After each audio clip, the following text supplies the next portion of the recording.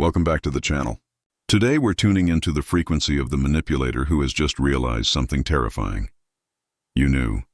You didn't need a stadium announcement. You didn't need a massive public takedown. You didn't even need them to confess. You simply saw through the meticulously constructed mask. You spotted the contradiction in their stories, the inconsistencies in their behavior, and the sheer suffocating self-interest hiding behind their supposed kindness. And now they're losing their grip.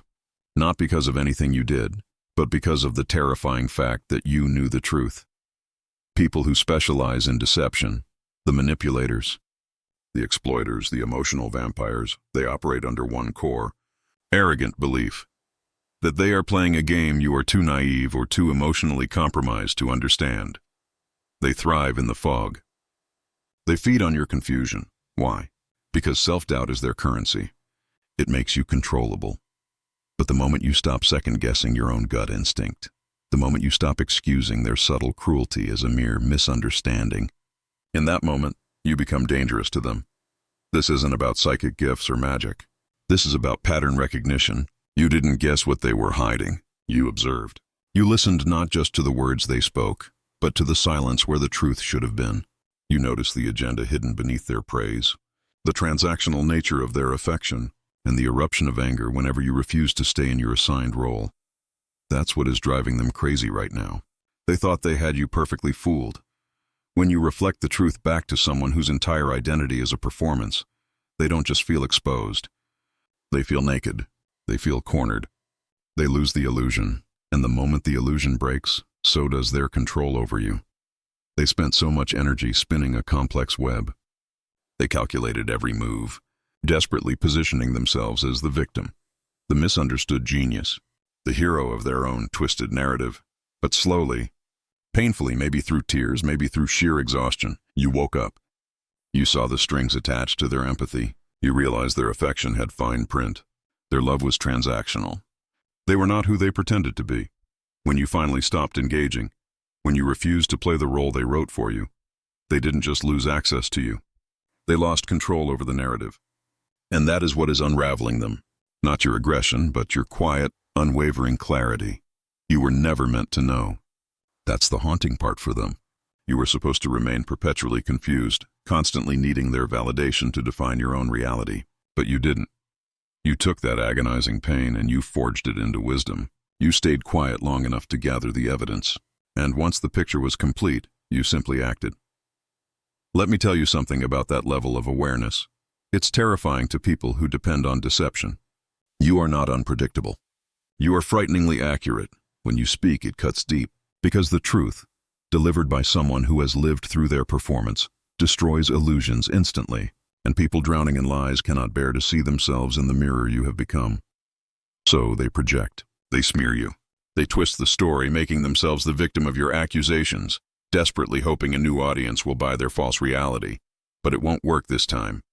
Because when you truly know something, when that truth is etched into your being, you don't need to convince anyone else. You live in that knowledge. You breathe that freedom. They are scrambling to reverse engineer your insight. How did she know? Was it that one conversation? That misplaced glance? They can't figure it out, because what you saw wasn't just one red flag. It was the entire pattern. You honored your instincts. You stopped gaslighting yourself. And now you can never unsee what you saw. That evolution beyond their control, that's the real shift. That's what they can't forgive. They may surround themselves with new admirers and fresh distractions, a new audience that hasn't seen behind the curtain yet. But deep down they remember that you saw them, and that's what they can't forgive. You see, the part of you that recognized the lie, that quiet, intuitive knowing, is connected to something deeper than mere human logic. It's connected to a universal structure. Some call it the moral framework of the universe. Others, the unwavering internal judge, know it as the voice of God. This is the ultimate check and balance. The soul archives everything in 4K clarity. There is no escaping the internal summons that demands alignment between your actions and your deepest principles. They tried to silence your intuition, but you listened to that quiet voice, that ancient wisdom, that part of you connected to God, which refused to be bound by their manufactured reality. And that refusal is your greatest power. It means you no longer need them to validate your sanity. You walk with strength, and your power comes not from destroying them, but from no longer needing them. Let them go mad. Let them rant and rage. That is not your battleground anymore. You are walking toward clarity, toward strength, toward the peace that comes when you finally trust your own sight. Once you've seen the truth, no lie, no matter how cleverly disguised, can hold you prisoner again. In our last conversation, we talked about the moment you recognized the pattern, the calculated cycle of manipulation, charm, betrayal, and manufactured remorse. You stopped analyzing isolated incidents and started viewing their behavior as a complete, repeating system.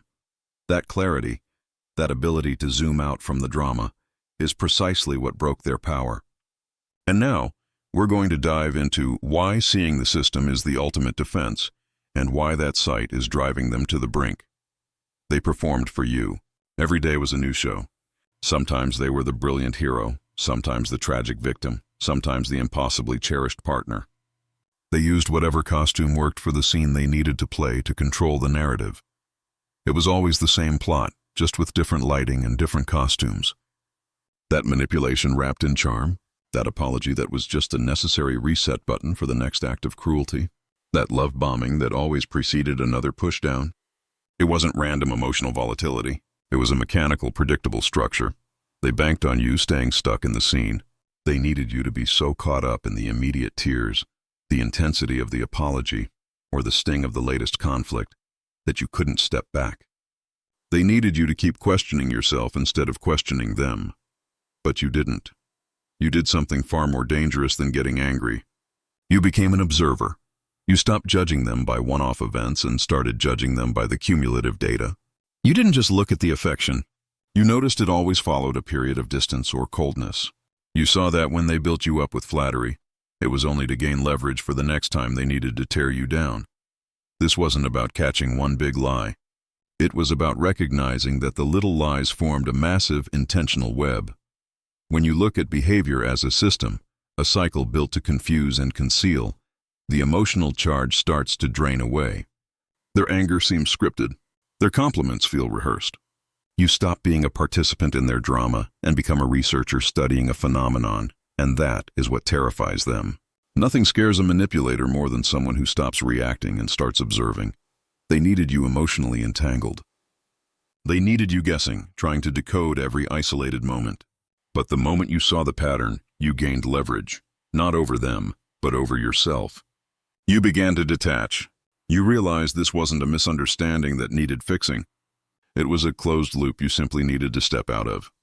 When you stepped out of the performance and into reality, the spotlight landed directly on their methodology. You could see the stage rigging, the props, the script clutched in their hand. No matter how passionately they delivered their lines, it was meaningless to you. You were awake and they were exposed. They are unraveling because you stopped playing the role they cast you in. You walked off the stage mid-scene, leaving them performing to an empty theater. Worse still, you understood their play better than they did. For someone whose entire identity rests on deception, being truly understood is the ultimate defeat. They are scrambling now, trying to rewrite the history, painting you as unstable or irrational. But they cannot erase what you witnessed. You didn't need to win an argument with them. You simply needed to stop believing them, and this is where the deeper power resides. You listen to that ancient, persistent wisdom inside you, the one that never got fooled. That inner compass, that deep knowing that guides us toward truth, is connected to something foundational. It is the spark that God places within every human being, the unbreakable moral sense that rejects falsehood. They tried to silence that voice with gaslighting, telling you you were too sensitive, that your memory was flawed, that your expectations were too high.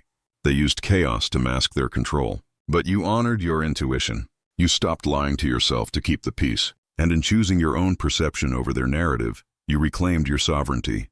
You broke the spell not with confrontation, but by refusing to seek their validation. You stopped needing them to admit their wrongs. You simply knew. And that knowing is your armor. This is why you don't need revenge. Revenge keeps you tethered to them. It forces you to dedicate precious energy to their downfall. But the system of consequence operates independently of your intervention. Consider this. When you observe the pattern, you see that their behavior is self-poisoning. They are constantly paying a price in fractured relationships, in paranoia, in the inability to trust anyone. because they violated that fundamental moral structure woven into our existence. You are no longer the prosecutor in their case. You are simply the beneficiary of the case being closed.